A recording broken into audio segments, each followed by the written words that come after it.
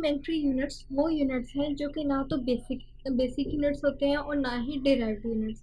Means ये कि supplementary quantities ऐसी क्वांटिटीज होती हैं जो ना तो बेसिक क्वांटिटी से डिराइव की जाती हैं और ना ही ये डिराइव्ड क्वांटिटीज के अंदर आती हैं, बल्कि ये दोनों कैटेगरी से एक अलग कैटेगरी में आती है जिसे हम लोग सप्लीमेंट्री कहते हैं। सप्लीमेंट्री क्वांटिटीज की जो यूनिट्स होती हैं उन्हें हम लोग सप्लीमेंट्री यूनिट्स कहते हैं। सप्लीमेंट्री क्वांटिटीज दो हैं और इनके दो ही यूनिट्स हैं। ये दो सप्लीमेंट्री क्वांटिटीज हैं, एक जो है प्लेन एंगल है और एक सॉलिड एंगल। प्लेन एंगल का जो यूनिट है उसे हम लोग रेडियन बोलते हैं और इसे आर ए डी से रिप्रेजेंट करते हैं। और जो सॉलिड एंगल होता है उसका जो यूनिट है वो स्टेयर रेडियन कहलाता है और स्टेयर रेडियन को हम लोग एस आर से रिप्रेजेंट करते हैं। अब हम ये देखते हैं कि ये रेडियन और स्टेयर रेडियन क्या है।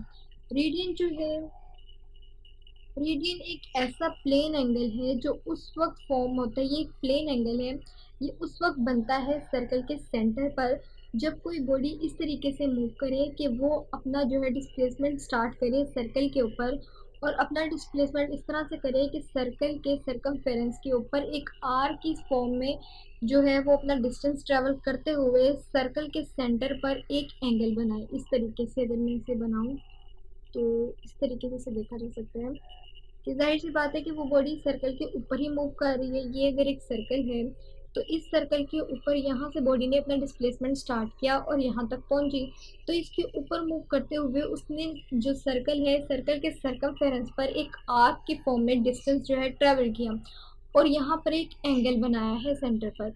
इस हिस्से की जो लेंथ होती है ये हमारे रेडियस आर के बराबर होता है, यानी रेडियन एक ऐसा एंगल होता है जो सेंटर पर बनता है जब कोई भी बॉडी अपना डिस्प्लेसमेंट एक आर्क की फॉर्म में ट्रैवल करे और वो आर्क जो है वो दायरे के सर्कमफेरेंस के ऊपर बने और उसकी जो लेंथ है, ये वाली जो लेंथ है वो उसके रेडियस आर के इक्वल हो, तो इसे हम लोग रेडियन बोलते हैं। यानी कि जब भी कोई बॉडी सर्कल में ट्रैवल करेगी तो वो सेंटर पर कोई ना कोई एंगल बनाएगी और वो एंगल जो है रेडियन कहलाता है।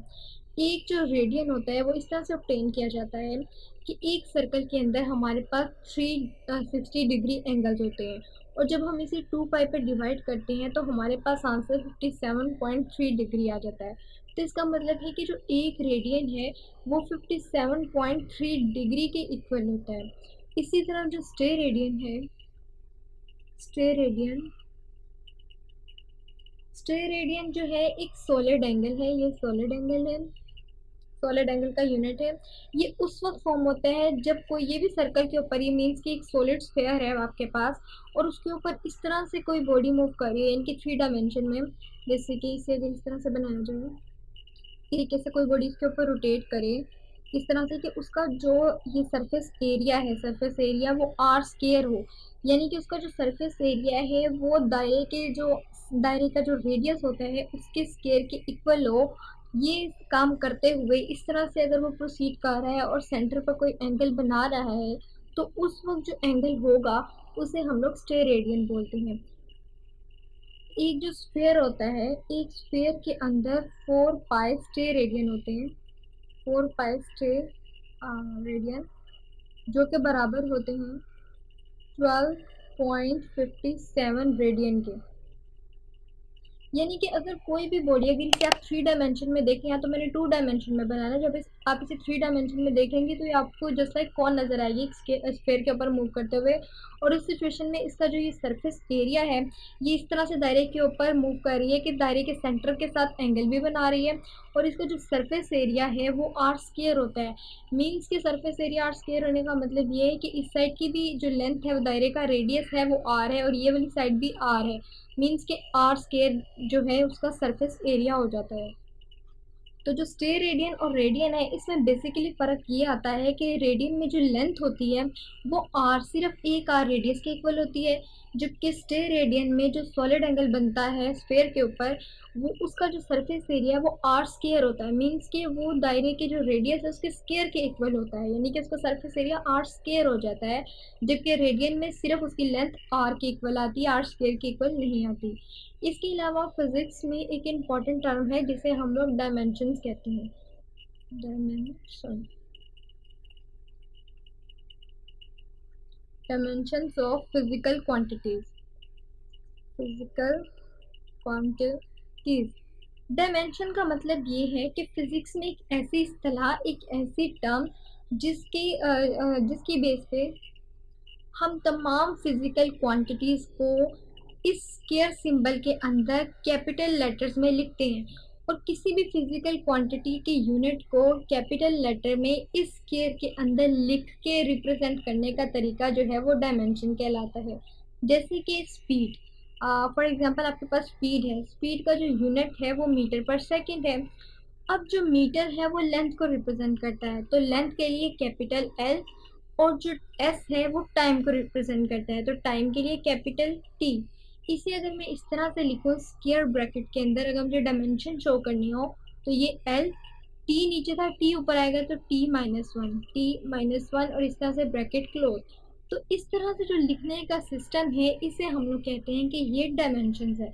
मीन्स के डायमेंशन में ये होता है कि मीटर के लिए हम लोग कैपिटल एल इस्तेमाल करते हैं। जैसे कि आपको याद है कि बेसिक क्वांटिटीज में हमने पढ़ रखा है कि जो लेंथ है वो लेंथ का जो यूनिट है वो मीटर है, तो मीटर जो है लेंथ का यूनिट है, इसलिए लेंथ एल से स्टार्ट होता है, तो हम लोग सिर्फ एल ले लेते हैं डायमेंशन के अंदर।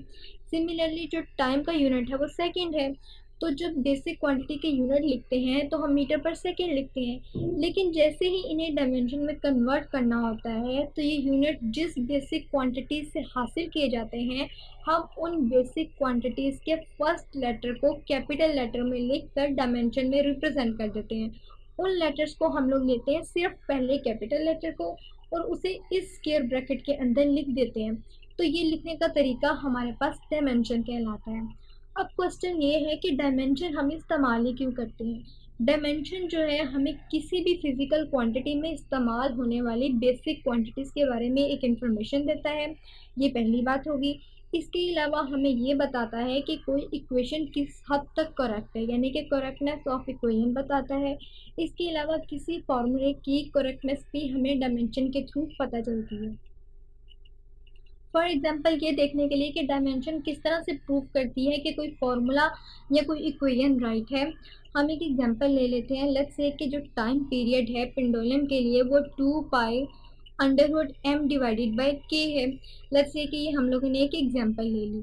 अब टाइम का यूनिट अगर देखा जाए इस लेफ्ट हैंड साइड पे तो सेकंड है, और अगर राइट हैंड साइड की बात करूँ तो 2 पाई हमारे पास कांस्टेंट है। इस कांस्टेंट के साथ ही जो एक अंडर रूट है, इस अंडरवुड में मैथ है, मैथ का यूनिट हमें मालूम है कि हमारे पास केजी है, और नीचे हमारे पास के है। आपको याद होगा जब हम लोगों ने स्प्रिंग के बारे में स्प्रिंग का टाइम पीरियड निकाला था, तो वहाँ एक बात मेंशन की गई थी कि जो के है वो के जो है वो न्यूटन पर मीटर के इक्वल होता है। न्यूटन पर मीटर जो है वो के का यूनिट है, नहीं यानी कि के जो है स्प्रिंग कांस्टेंट होता है, और स्प्रिंग कांस्टेंट का जो यूनिट है वो न्यूटन पर मीटर होता है। अगर मैं इसका भी यूनिट यहाँ पर लिख लूँ न्यूटन पर मीटर, तो आगे मेरे पास यहाँ पर सेकंड आ जाएगा, ये 2 पाई अंडरवुड के अंदर जो यहाँ पर केजी, और न्यूटन के बारे में आपको पता है कि जो न्यूटन है वो के जी मीटर पर सेकंड स्क्वायर के इक्वल होता है, यानी कि फोर्स इंटू एक्सेलरेशन से हमारे पास ये यूनिट निकल आता है। तो अगर मैं वो चीज़ यहाँ पर लिख दूँ जैसे कि के जी मीटर पर सेकंड स्क्वायर, और ये वाला मीटर जो है मैं ऊपर कन्वर्ट कर दूँ तो ये मीटर आ जाएगा। अब ये वाला पूरा का पूरा एक्सप्रेशन इससे कैंसिल हो जाएगा और ये मीटर स्क्वायर ऊपर शिफ्ट हो जाएगा। जब ये मीटर स्क्वायर ऊपर शिफ्ट होता है तो यहाँ पर स्क्वायर और यहाँ पर सेकंड है। अब ये स्क्वायर इस अंडर रूट को कैंसिल कर देता है और यहाँ पर मेरे पास सेकंड आ जाता है इंटू 2 पाई, और यहाँ पर सेकंड है। अब 2 पाई तो कांस्टेंट है, हम लोग कांस्टेंट को अगर निगलेक्ट करें तो यहाँ पर भी सेकंड और यहाँ पर भी सेकंड। तो इस तरह डायमेंशन को इस्तेमाल करने से डायमेंशन जो है हमें ये बताती है कि किस हद तक फॉर्मूला जो है वो करेक्ट है। अब आगे अगर मैं इस चीज़ को डायमेंशन में रिप्रेजेंट करूँ तो यहाँ पर भी स्क्वायर ब्रैकेट और इज इक्वल्स टू के बाद यहाँ पर भी स्क्वायर ब्रैकेट्स आ जाएंगी, और जो सेकंड के लिए डायमेंशन यहाँ पर इस्तेमाल की जाएगी कैपिटल टी, और यहाँ पर भी कैपिटल टी। इसका मतलब है ये जो फॉर्मूला है टाइम पीरियड का कि T is equals to 2 pi under root m by k, time period है जो स्प्रिंग कांस्टेंट स्प्रिंग के लिए, वो बिल्कुल एग्जैक्ट है, क्योंकि इसकी डायमेंशन जो है प्रूव हो जाती है, डायमेंशन बोथ साइड पे इक्वल आती है। इसका मतलब है ये फॉर्मूला करेक्ट है।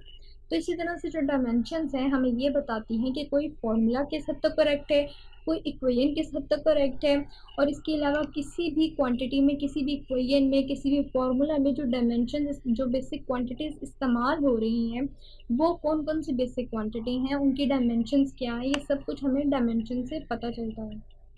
इस तरह से आप किसी भी फॉर्मूले की करेक्टनेस वगैरह बता सकते हैं। अब जैसे कि अगर आपके पास वेलोसिटी हो, या अगर आपके पास वेलोसिटी है तो वेलोसिटी के जो यूनिट्स होते हैं वो मीटर पर सेकंड है। इसे अगर आपने डायमेंशन में लिखना है तो आप स्क्वायर ब्रैकेट लिखेंगे, और मीटर के लिए आप यहाँ पे एल लगाएंगे और सेकंड के लिए t-1 कर देंगे। सिमिलरली अगर आपको फोर्स का करना है तो आपको मालूम है कि फोर्स जो है वो न्यूटन है, और न्यूटन जो है वो इक्वल होता है kg मीटर पर सेकंड स्क्वायर की। अगर मैं इस चीज़ को डायमेंशन में लिखूँ तो मुझे सबसे पहले ये कर लेना चाहिए आसानी के लिए, केजी मीटर पर सेकंड स्क्वायर, इस तरीके से। उसके बाद यहाँ पर मुझे स्क्वायर ब्रैकेट लगानी पड़ेगी। केजी चूँकि मैस का यूनिट है तो यहाँ पर मुझे कैपिटल एम लिखना चाहिए। एम जो है वो मीटर के लिए लगाया जाता है, मीटर जो है वो बेसिक क्वांटिटी लेंथ का यूनिट है तो यहाँ पर कैपिटल एल आना चाहिए। और जो s-2 ये सेकंड है, मीन्स ये कि ये टाइम का, बेसिक क्वांटिटी टाइम का यूनिट है तो यहाँ पर t आना चाहिए। और जितनी पावर यहाँ पर लगी हो -2, उतनी ही पावर यहाँ पर लगा देनी चाहिए -2। तो ये मेरे पास फोर्स की डायमेंशन आ जाती है। इसी तरह अगर आपको किसी और चीज़ की, लेट्स से कि पावर की आपको चाहिए, पावर की आपको डायमेंशन मालूम करनी है तो पावर का यूनिट जो है वो वाट होता है। और आपको ये भी पता है कि जो पावर है उसका जो यूनिट है वो इस तरह से है केजी मीटर स्क्वायर, और s-3 इसका यूनिट होता है। अगर इसे मुझे डायमेंशन में लिखना है तो इस तरह से लिखना पड़ेगा कि यहाँ स्क्वायर ब्रैकेट्स, और जो है केजी के लिए यहाँ पर कैपिटल एम, मीटर स्क्वायर के लिए यहाँ पे मुझे लगाना पड़ेगा एल के ऊपर स्क्वायर, और s-3 के लिए टाइम के ऊपर -3। तो इस तरह से आप different quantity, different physical quantities के लिए उनकी डायमेंशन इजी तरीके से लिख सकते हैं बेसिक क्वांटिटीज़ को इस्तेमाल करते हुए। हर यूनिट, हर फिजिकल क्वांटिटीज़ जो है वो बेसिक क्वांटिटीज़ से ही बनती हैं। जितनी भी डिराइव्ड क्वांटिटीज़ आपके पास हैं वो सब की सब बेसिक क्वांटिटीज़ से बनते हैं, और उनके यूनिट भी। सो इसीलिए हम जो इन सब क्वांटिटीज़ के अंदर सिंबल इस्तेमाल करते हैं वो उनकी बेसिक क्वांटिटीज़ का सिंबल इस्तेमाल कर लेते हैं, और यहाँ पर इसे स्क्वायर ब्रैकेट के अंदर रिप्रेजेंट कर देते हैं। तो ये जो मेथड है ये हमारे पास डायमेंशन कहलाता है।